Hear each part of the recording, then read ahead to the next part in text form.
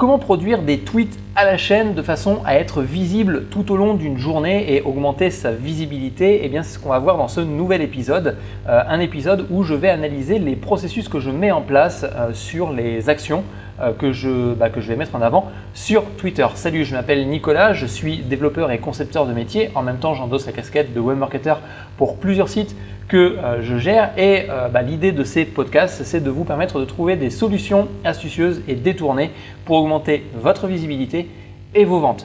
Alors dans cet épisode, l'optique, ça va être de générer de la visibilité sur Twitter dans l'objectif de tout simplement avoir du trafic sur son site web, puisque ce podcast rentre dans une série de podcasts de 30 jours qui ont pour objectif de passer à 50 visiteurs par jour en moyenne, uniquement avec le trafic de Twitter.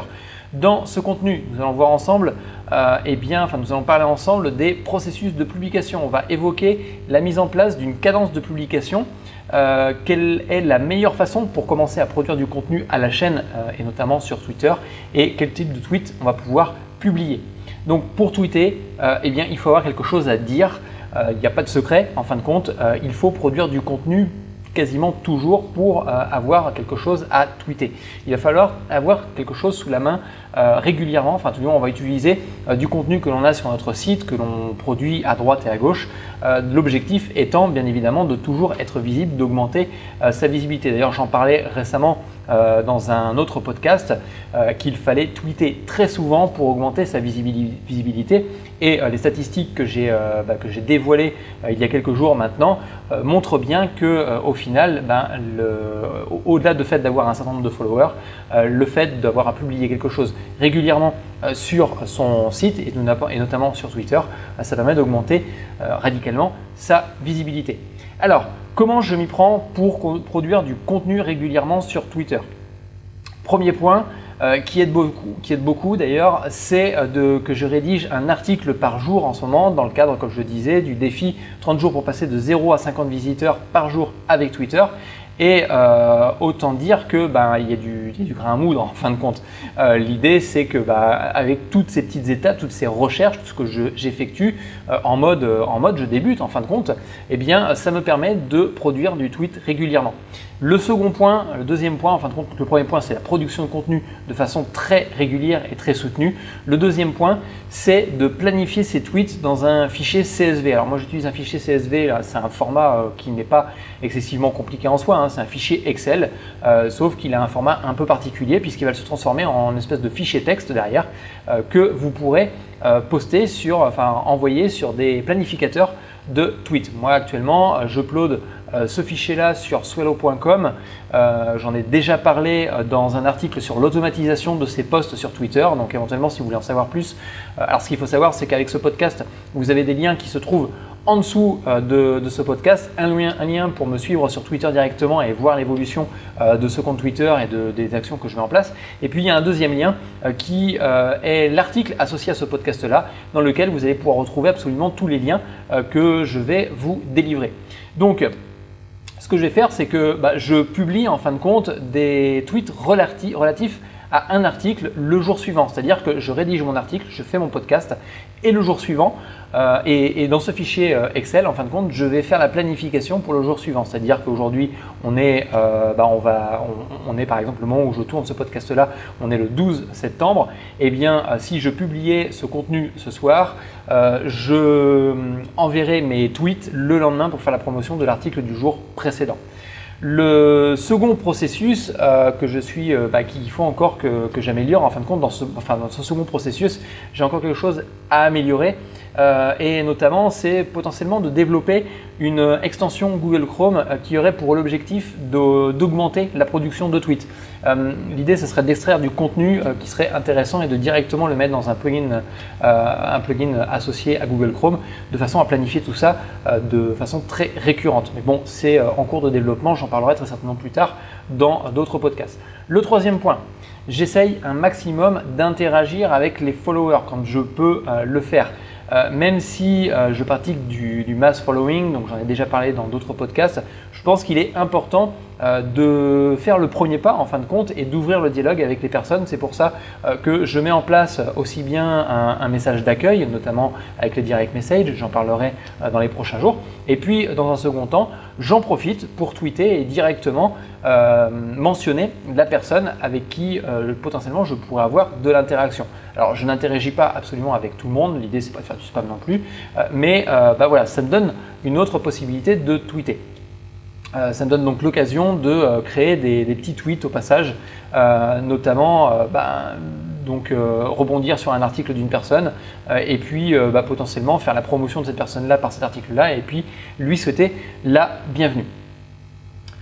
Encore une fois, je suis en train de réfléchir, en fin de compte, continuellement, et j'en ai déjà parlé dans d'autres podcasts, une chose que vous faites régulièrement, vous pouvez le faire un petit peu différemment et améliorer les choses. Donc l'idée de cet objectif de 30 jours, ce n'est pas uniquement de reproduire les actions les jours les uns après les autres, mais c'est aussi d'améliorer les choses. Un autre point, c'est comment tenir une cadence de rédaction. La première chose est de toujours avoir quelque chose à dire. Et à mon sens, il y a plusieurs façons de le faire en fin de compte. La première chose, c'est d'expliquer un processus, d'expliquer une action, d'expliquer un outil par exemple. L'autre, c'est de simplement faire passer une idée à votre audience. Donc ça, c'est une autre façon de produire du contenu. Donc la première façon, c'est l'explication d'un processus. La deuxième façon, c'est de faire passer une idée. Et puis la troisième façon, c'est de documenter en fin de compte ce que vous allez faire. C'est-à-dire que si vous êtes en montée en compétences, vous améliorez vos compétences dans un certain domaine, et bien dans ces cas-là, vous pouvez très bien documenter ce que vous faites. C'est un petit peu ce que je fais par l'intermédiaire de ces 30 jours de défi.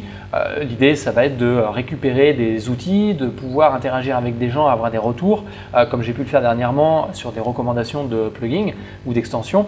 Et puis, du coup, je vais documenter ça sous forme de podcast et d'articles.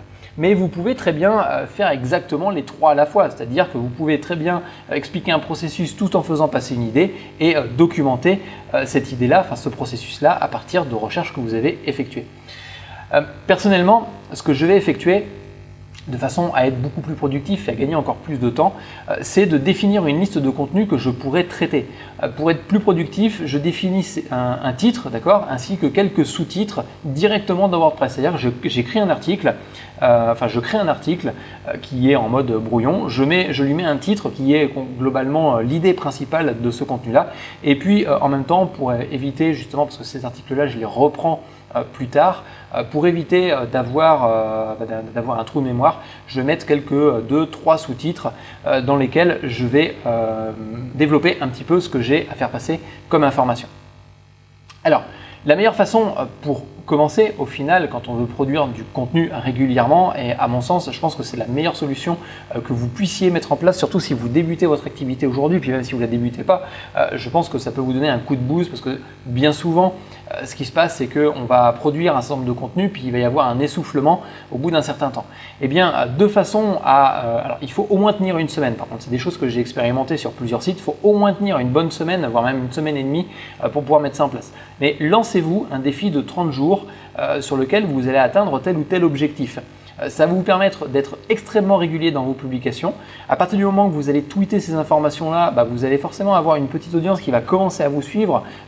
Concrètement, sur les statistiques de Google Analytics que j'avais au départ, je n'avais que 5% de visiteurs qui retournaient sur le site pour regarder ce que je mettais en place. À partir d'une semaine et demie, j'ai augmenté, je suis passé directement à quasiment un peu plus de 15%. Donc ça veut dire que les personnes vont commencer à vous suivre. Donc le fait d'avoir un objectif, le fait de mettre en place un objectif, vous allez indirectement vous sentir un peu piégé en fin de compte par votre objectif et vous sentir obligé de continuer, ce qui va vous empêcher de vous décourager.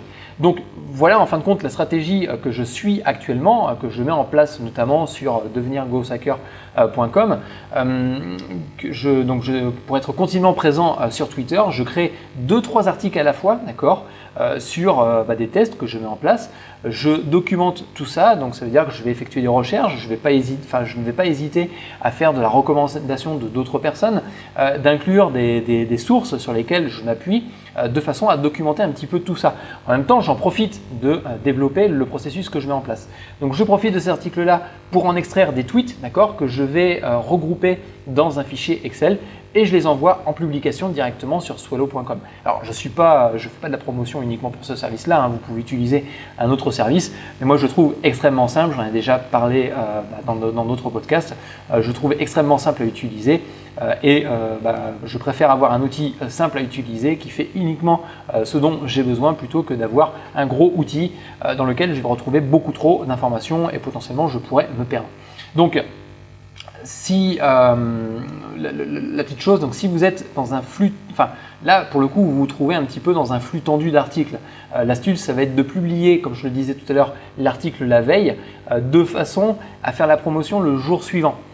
Et d'ailleurs la veille au soir, comme ça du coup vous publiez du contenu sur des heures où les personnes sont présentes, donc vous augmentez la visibilité de votre contenu. Moi c'est ce que j'ai remarqué aussi. Après tout dépend de votre public bien évidemment. Si vous êtes sur un public un peu plus jeune, peut-être que sur des lycéens par exemple, peut-être que les heures de publication vont être beaucoup plus optimisées sur les heures où les personnes sont en pause. Mais globalement, moi je publie les contenus principalement le soir et je fais la promotion des tweets pour le lendemain, ce qui me laisse en fin de compte quasiment 2, 3, 4 heures supplémentaires parce que je vais pouvoir bosser un petit peu sur les tweets le soir, les mettre dans le fichier CSV, réfléchir à d'autres tweets supplémentaires à mettre en place le lendemain matin et puis je les poste directement sur Swello, ce qui va me permettre de faire une journée complète de publication sur l'article du jour précédent et je ne me trouve plus en flux tendu, c'est-à-dire qu'à partir du moment que j'ai mes tweets, j'ai plus qu'à rédiger mes prochains articles. L'idée aussi, ce n'est pas de publier que son contenu dans vos tweets. N'hésitez pas, dans ce fameux fichier Excel, de reprendre du contenu de d'autres personnes, de copier le lien du tweet et puis indirectement de le planifier aussi. Ce qui va vous permettre d'avoir un petit stock en fin de compte.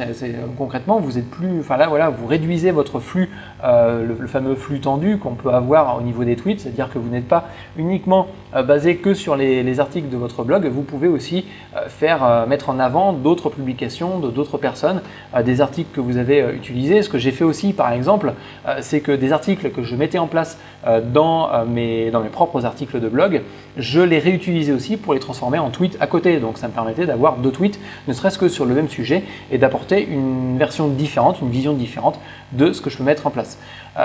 La situation, tout du moins, vous pouvez mettre en place une stratégie pour étoffer votre publication, donc créer des tweets pour interagir avec les followers, donc ça c'est une autre partie, c'est-à-dire que vous ne publiez pas que votre contenu, vous pouvez faire des retweets de lecture comme je le disais lors de votre veille votre veille de tous les jours, et puis en même temps refaire la promotion de d'autres articles, d'anciens articles que vous allez avoir sur votre blog. Concrètement, là nous sommes donc là pour celui-ci, pour cet article-là, pour ce podcast-là, on est au 9e jour, ça veut dire que j'ai 9 articles complets avec des tweets que je peux reformuler de façon différente sur les différents articles.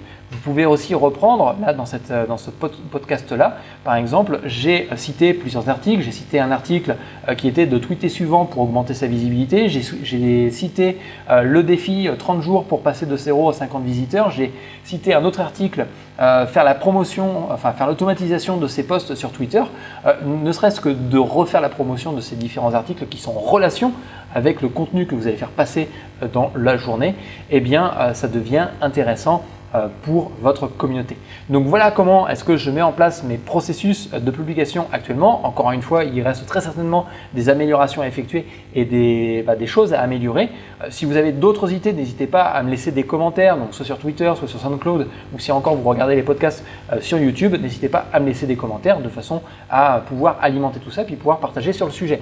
Si vous voulez en savoir plus, avoir d'autres informations, d'autres astuces sur comment augmenter sa visibilité et puis en même temps plus tard augmenter vos ventes parce que ça viendra au fur et à mesure, là on travaille principalement sur la visibilité, n'hésitez pas à cliquer sur le lien qui se trouve en dessous de ce podcast, donc c'est un lien qui va vous rediriger sur Twitter où vous allez pouvoir suivre mon défi 30 jours pour passer de 0 à 50 visiteurs par jour uniquement avec Twitter. Et sur ce, je vous dis à demain dans le prochain podcast. Ciao.